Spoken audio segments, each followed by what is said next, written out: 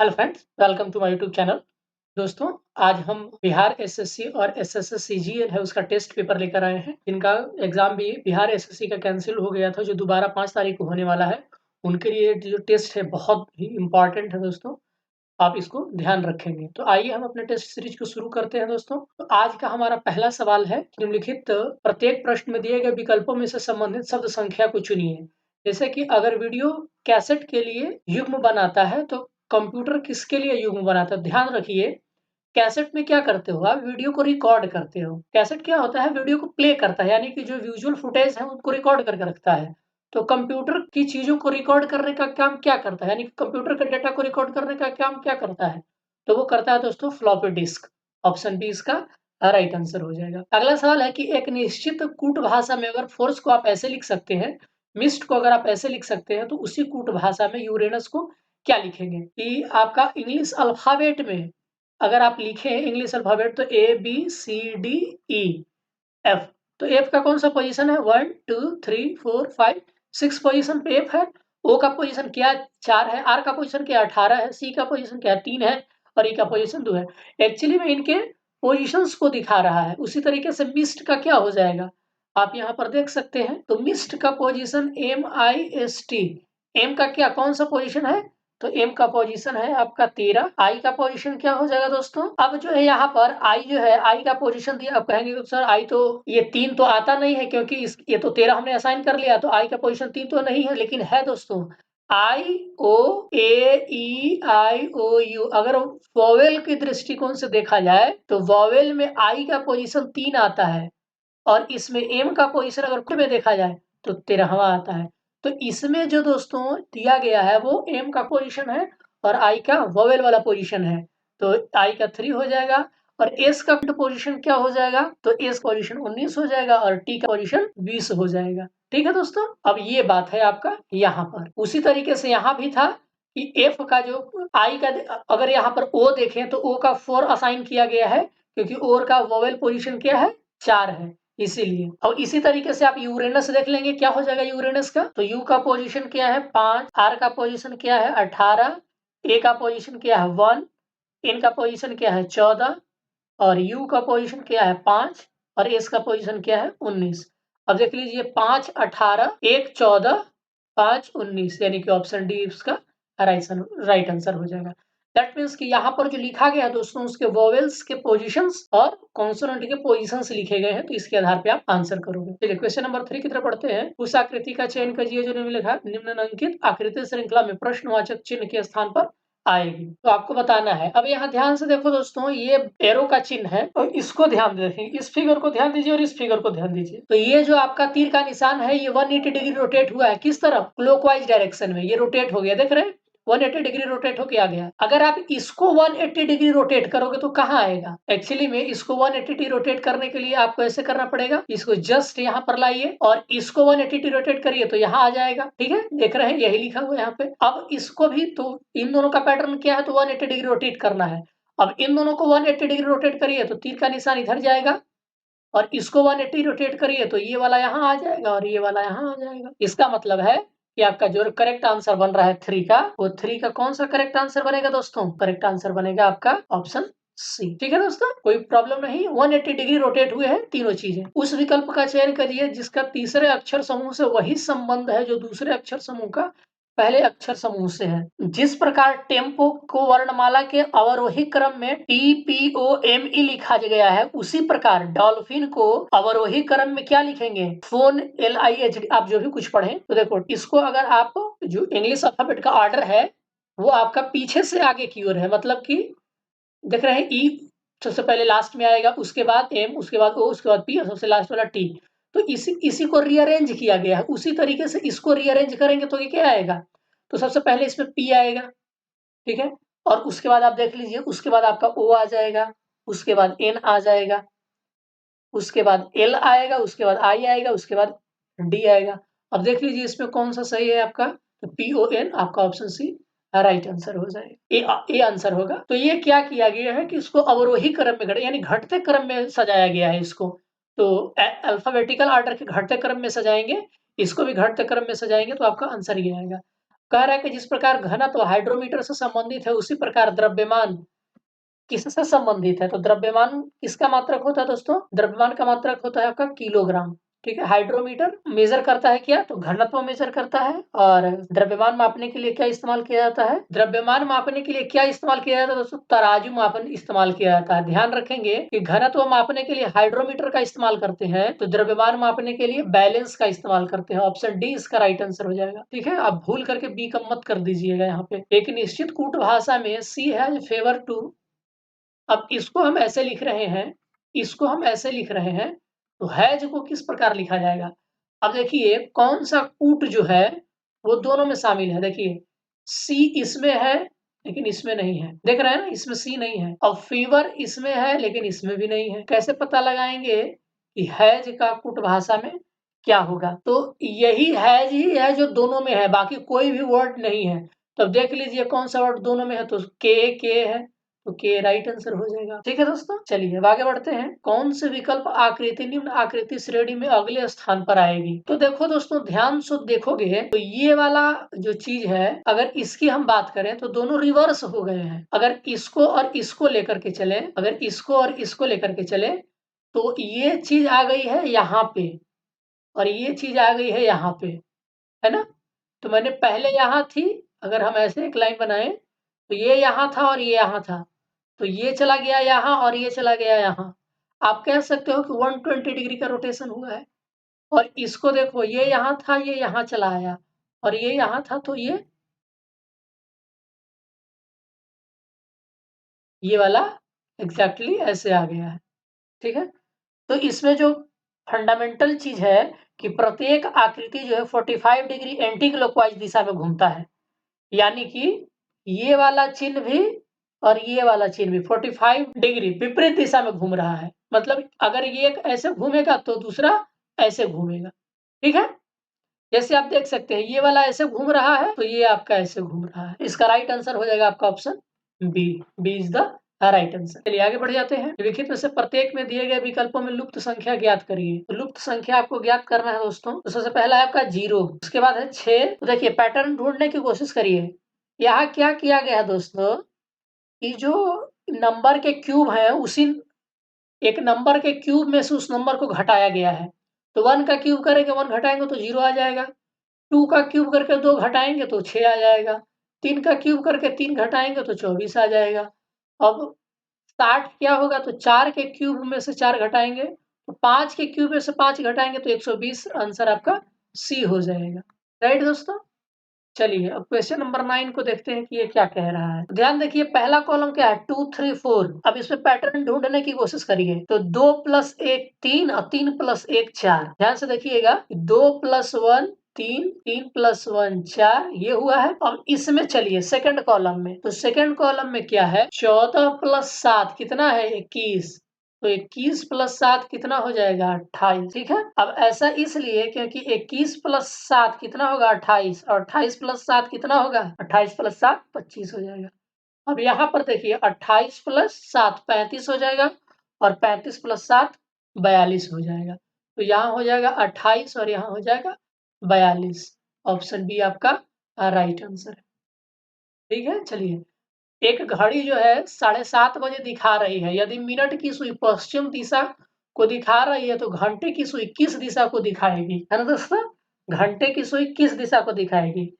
तो इसका आप ध्यान से देखिएगा, आप बना लीजिए घड़ी। सपोज करिए कि ये घड़ी है आपका, तो घड़ी 7:30 बजा है। यदि मिनट की सुई पश्चिम दिशा में है, मिनट की सुई पश्चिम दिशा में, मान लीजिए कि मिनट की सुई मान लीजिए यहाँ पर है, ठीक, और मान लीजिए कि ये यहाँ 7 लिखा हुआ है, ये 9 लिखा हुआ है। अब ये आपको पता नहीं है कि घड़ी का मतलब कैसे रखा गया, सीधा रखा गया, नहीं रखा गया है, ये कुछ मैटर नहीं है।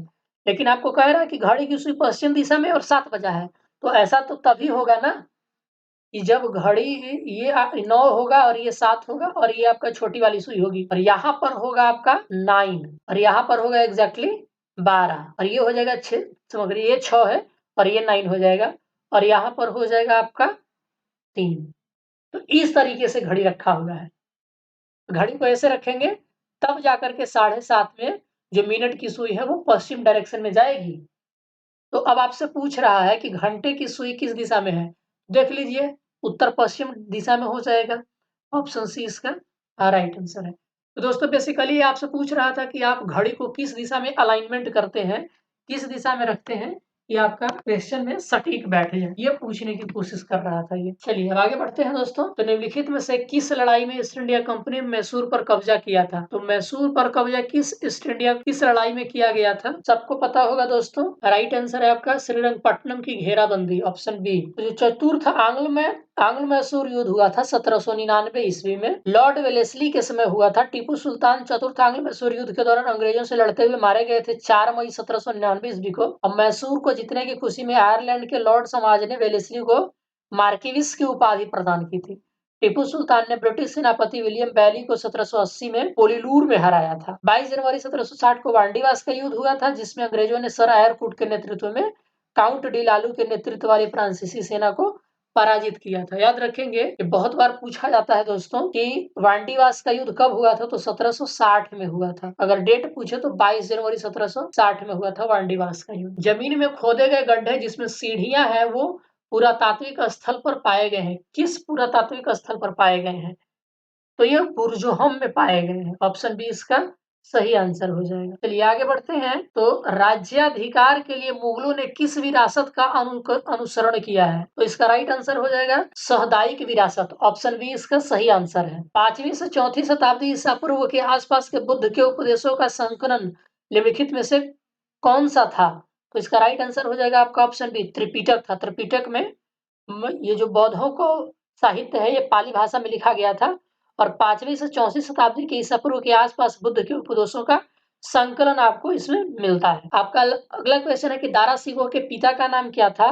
तो दारा सिकोह के पिता का नाम शाहजहां था, ऑप्शन सी इसका राइट आंसर हो जाएगा। तो शाहजहां के 4 पुत्र थे, दारा सिकोह, शाह शुजा, औरंगजेब और मुराद।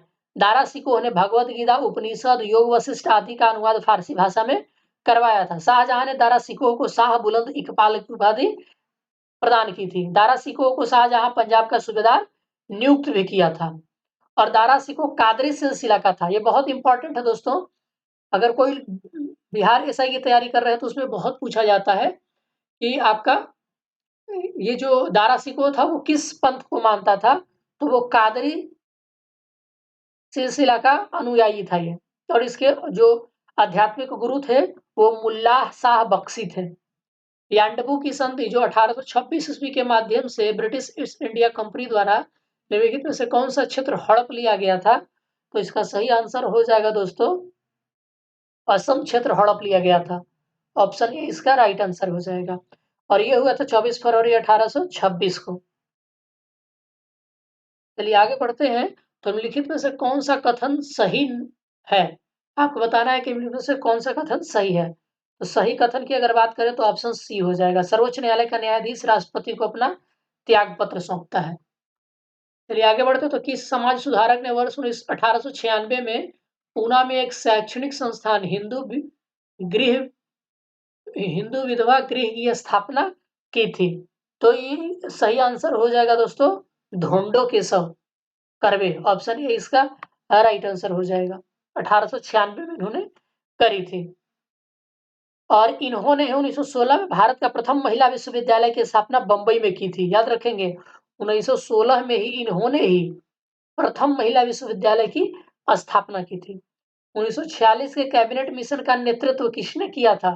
तो राइट आंसर हो जाएगा सर पथिक लॉरेंस ने किया था और इनमें 3 सदस्य थे, सर स्टैफर्ड क्रिप्स, पथिक लॉरेंस और एवी अलेक्जेंडर। और सर पथिक लॉरेंस कैबिनेट के अध्यक्ष बनाया गया था। कैबिनेट मिशन 24 मार्च 1946 को दिल्ली पहुंची थी और कैबिनेट मिशन का प्रस्ताव जो है 26 मई 1946 को प्रस्तावित हुआ था। कैबिनेट मिशन के प्रस्ताव पर ही अंतिम सरकार का गठन और संविधान सभा का गठन किया गया था। कांग्रेस के किस अधिवेशन में स्वराज की प्राप्ति का आह्वान किया गया था? तो इसका राइट आंसर हो जाएगा ऑप्शन डी 1906 में। चलिए अब बढ़ते हैं कि अब यहाँ पर आपका फिर से सीसेट वाला क्वेश्चन है। तो एक व्यक्ति अपने आय का 7/12 भाग खर्च कर देता है।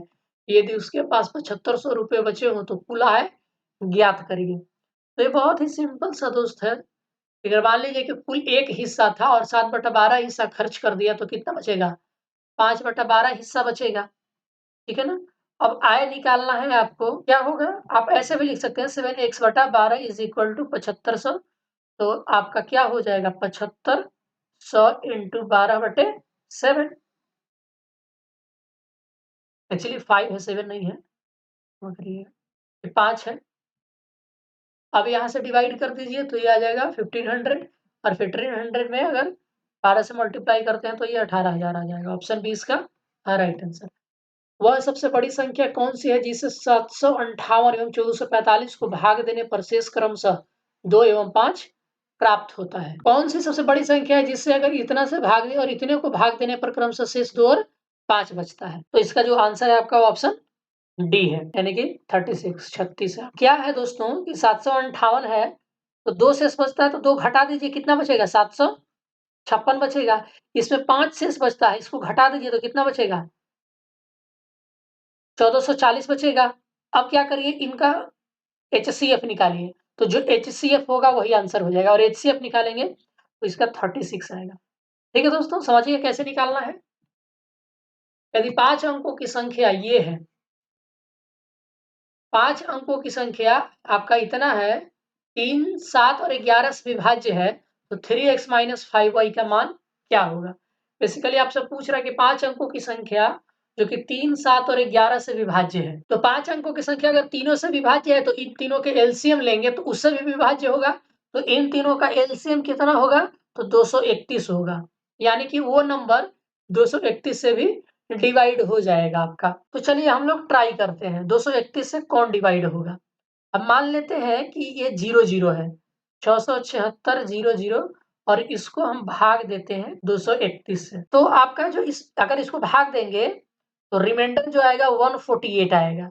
राइट दोस्तों? इसका मतलब ये है कि जो xy है वो अगर हम 231 में से 148 घटाएंगे तो वो xy आना चाहिए। ध्यान से समझिएगा मैं क्या बता रहा हूँ। जब आप 231 में इससे डिवाइड देंगे, अब मान लीजिए xy की जगह 0 है, जब आप इसको भाग दोगे तो रिमाइंडर आएगा 148। अब रिमाइंडर 48 आ रहा है, इसका मतलब है कि अगर 231 में से अगर इसको घटा दें तो ये पूरी तरीके से डिवाइड हो जाएगा, यानी कि वही xy है आपका, क्योंकि कंप्लीटली डिवाइड कर रहा है। 231 में से 148 घटाएंगे तो xy आएगा, और xy एक्चुअली आएगा आपका 83, यानी कि x बराबर 8 और y बराबर 3। तो 3x - 5 8 तरीके 24 और 5 तिहाई 15, यानी कि 24 में से 15 घटाएंगे तो आंसर 9 आ जाएगा। आपका ऑप्शन सी राइट आंसर हो जाएगा। प्रथम 20 विषम संख्या प्राकृत संख्याओं का योग क्या होगा? तो इसका सही आंसर सबको पता होगा। प्रथम n विषम प्राकृत संख्याओं का योग n स्क्वायर होता है, तो 20 का क्या हो जाएगा? 400। इनमें से कौन सी संख्या एक पूर्ण वर्ग भी है और एक पूर्ण घन भी है? 64 जो है दोस्तों, वो एक पूर्ण वर्ग भी है, पूर्ण घन भी है। ठीक है, ये 9 का स्क्वायर है लेकिन किसी का घन नहीं है। ये 5 का क्यूब है, आपको पता होगा कि ये क्या है। और 64 जो है ये 8 का स्क्वायर भी है और 4 का क्यूब भी है। मेंडल के दूसरे नियम स्वतंत्र अपव्यवन का नियम को दर्शाया जाता है, तो ये स्वतंत्र अपव्यवन के नियम को द्विसंकर क्रॉस के द्वारा समझाया जाता है, दर्शाया जाता है। राइट आंसर आपका डी हो जाएगा। स्वतंत्र जीवन यापन करने वाला सूक्ष्मतम जीव कौन सा है दोस्तों? तो माइकोप्लाज्मा है। ऑप्शन बी इसका राइट आंसर हो जाएगा। निम्नलिखित में से किस पौधे से छोटी इलायची प्राप्त की जाती है? तो इसका सही आंसर है दोस्तों एटेलेरिया कार्डेमम। एटेलेरिया कार्डेमम से आपका छोटी इलायची प्राप्त की जाती है। चलिए आगे बढ़ते हैं। तो आंत्रीय रसांकुरों की रक्त वाहिकाएं अवशोषित नहीं कर सकती है। क्या अवशोषित नहीं कर सकती है दोस्तों?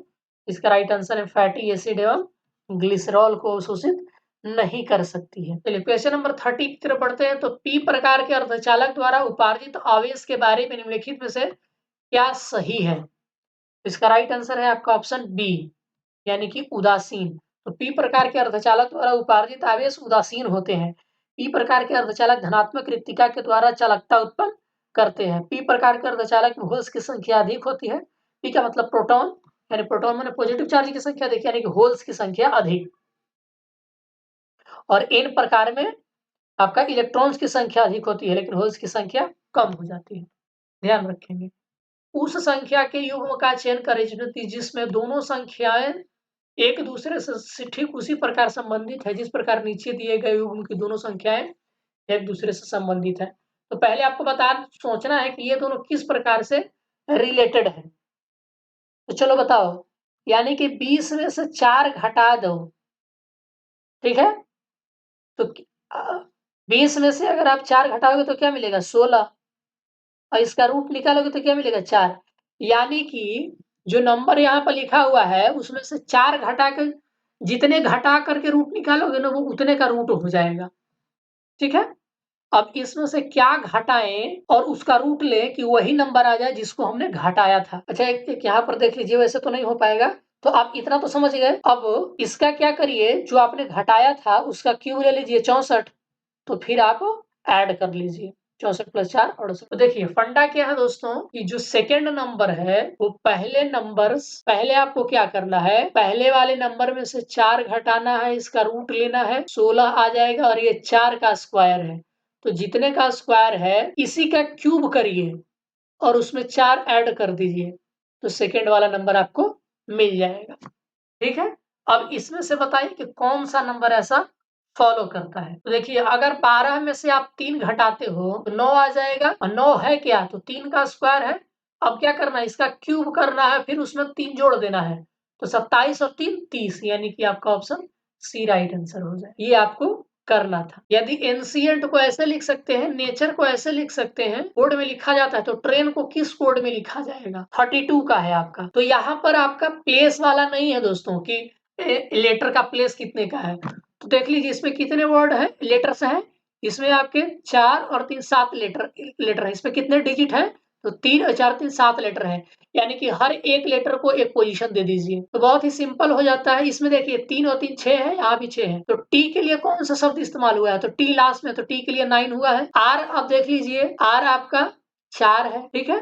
तो 9 के बाद 4 आएगा, मतलब ये ऑप्शन खाली हो गया आपका। उसके बाद देख लीजिए ए का क्या है? तो ए का 2 है, तो अब देख लीजिए तीनों में है।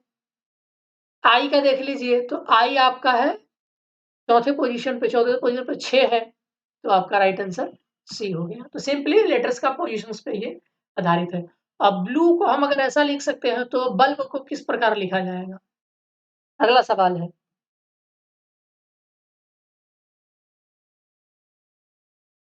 तो देखिए इसके जगह में हेर फेर किया गया है दोस्तों, BLUE, और दूसरी तरफ क्या है? तो EUBL। तो देखिए जो सेकेंड था वो लास्ट पे चला गया, जो लास्ट था वो पहले पे आ गया, ठीक है? और जो तीसरे पे था वो दूसरे पे आ गया, जो पहले पे था वो तीसरे पे चला गया।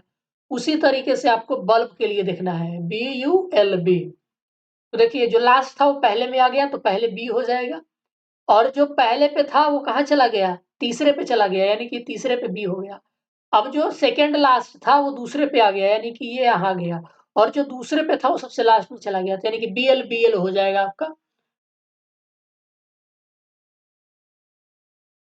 जो सेकंड पे था वो लास्ट में चला गया, तो सेकंड पे यू है, BLBU आपका राइट आंसर हो जाएगा, 33 का डी आंसर। चलिए आगे बढ़ते हैं। तो यदि P एंड Q का अर्थ P Q का पुत्र है और P and P dollar Q का अर्थ है P Q की बहन है, तो निम्नलिखित में से किस व्यंजक का अर्थ YZ की माँ है? अब ध्यान से देखिएगा, P एंड Q का अर्थ P Q का पुत्र है, तो XY का पुत्र हो जाएगा, ठीक है? यहाँ क्या बता रहा है कि Y मदर है, X पुत्र है, और फिर डॉलर क्या कहता है कि पी क्यू का अर्थ है पी क्यू की बहन है, यानी कि वाई जेड की बहन हो जाएगी। तो आपको बताना कि वाई जेड की माँ है, तो ये तो होगा नहीं। अब यहाँ देखिए जरा ध्यान से, जेड वाई का क्या हो जाएगा? पुत्र हो जाएगा, और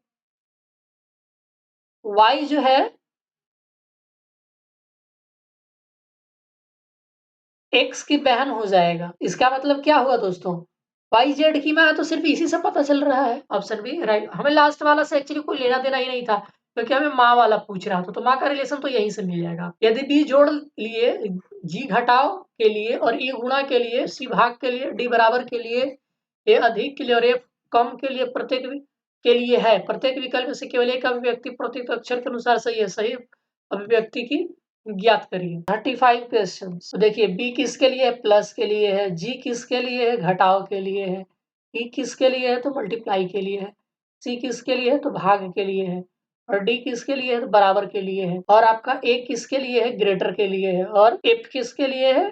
तो कम के लिए है। तो आपको इसमें सही से बताना है क्या आएगा आपका। तो इसका राइट आंसर है आपका ऑप्शन सी, यानी कि 15। सी क्या है? भागा है। 15 भागा 3 कर दीजिए। बी क्या है? तो बी जोड़ है 2। और डी क्या है दोस्तों? तो डी बराबर है, तो ये बराबर 6। बी क्या है? तो बी आपका हो जाएगा प्लस। अब देखो 5 में से 3 भाग दोगे तो कितना आएगा? 5 5 तो 7, 6 2 7। आपका राइट आंसर सी हो जाएगा। आलोक की एक कक्षा में शीर्ष से 19वें स्थान पर था और नीचे से 38वें स्थान पर था। कक्षा में कितने विद्यार्थी हैं आपको बताना है दोस्तों। शीर्ष से 19वें स्थान पर है, आलोक नीचे से 38वें स्थान पर है। तो पंक्ति में कुल विद्यार्थी की संख्या आप जानते हैं ना, 38। एक घटा देते हैं, आप देख लीजिए 56 आएगा आंसर। राइट आंसर आपका ये होता है। क्वेश्चन नंबर 38 देखते हैं दोस्तों कि 6 लड़के A B C D E F एक पंक्ति में बैठे हुए हैं पश्चिम दिशा की ओर मुख करके।